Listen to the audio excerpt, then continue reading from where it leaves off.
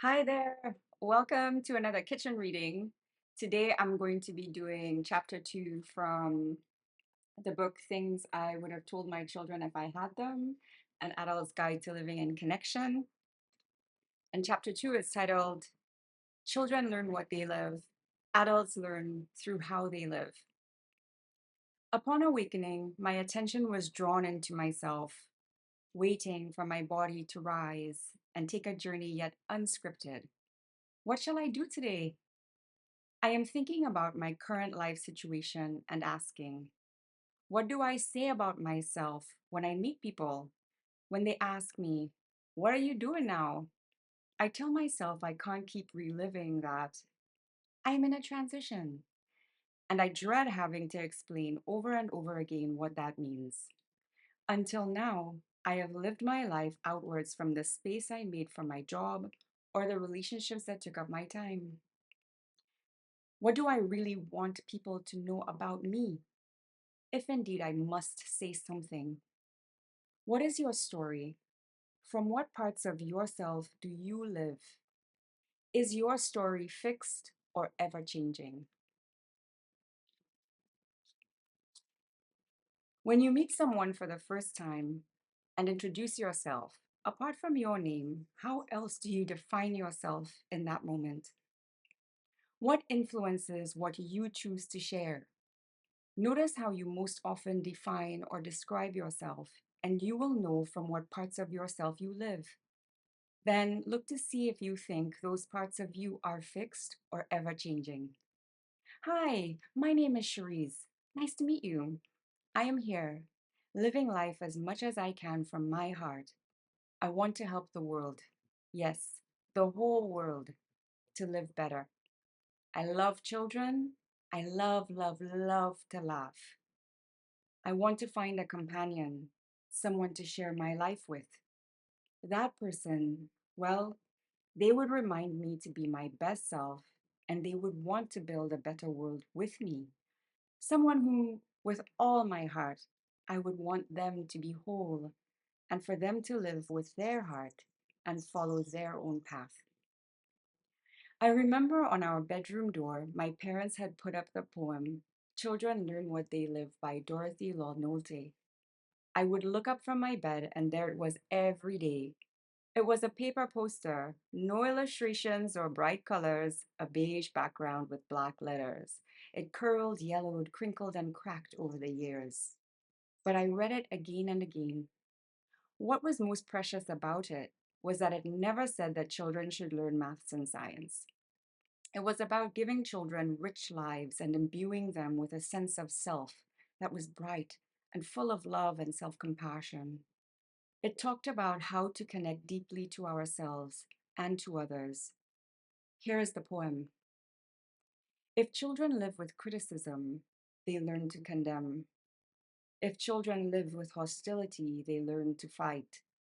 If children live with fear, they learn to be apprehensive. If children live with pity, they learn to feel sorry for themselves. If children live with ridicule, they learn to feel shy. If children live with jealousy, they learn to feel envy. If children live with shame, they learn to feel guilty. If children live with encouragement, they learn confidence. If children live with tolerance, they learn patience. If children live with praise, they learn appreciation. If children live with acceptance, they learn to love. If children live with approval, they learn to like themselves. If children live with recognition, they learn it is good to have a goal. If children live with sharing, they learn generosity. If children live with honesty, they learn truthfulness. If children live with fairness, they learn justice. If children live with kindness and consideration, they learn respect. If children live with security, they learn to have faith in themselves and in those about them. If children live with friendliness, they learn the world is a nice place in which to live. If things at home are awful, What we learn there can either be reinforced, soothed, or contradicted by the world outside.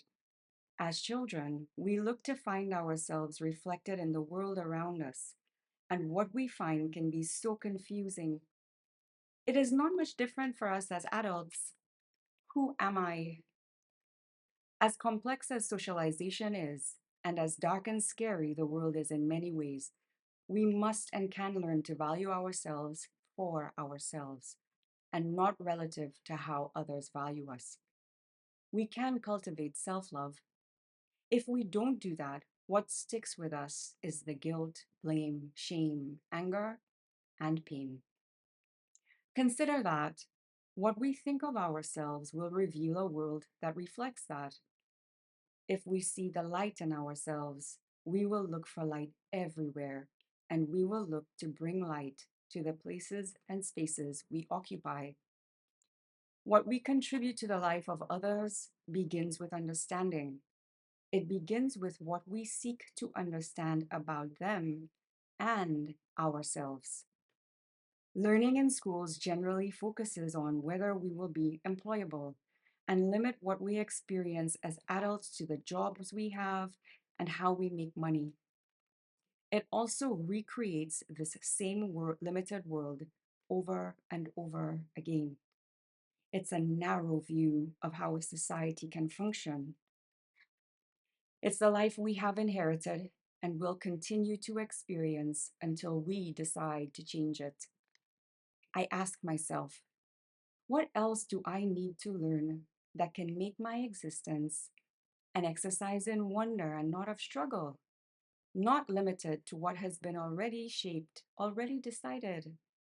Also, an experience of creation and not solely of survival.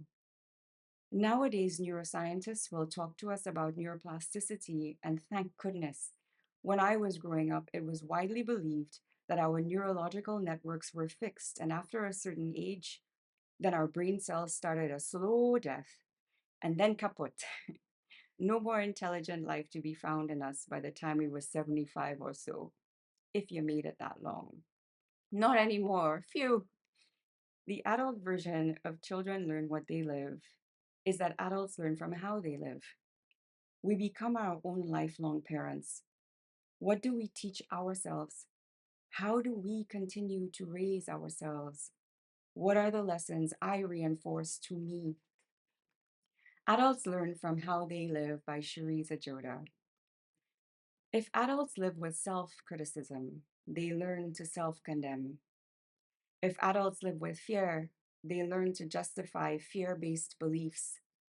If adults feel sorry for themselves, they don't take responsibility for their life outcomes, learned helplessness.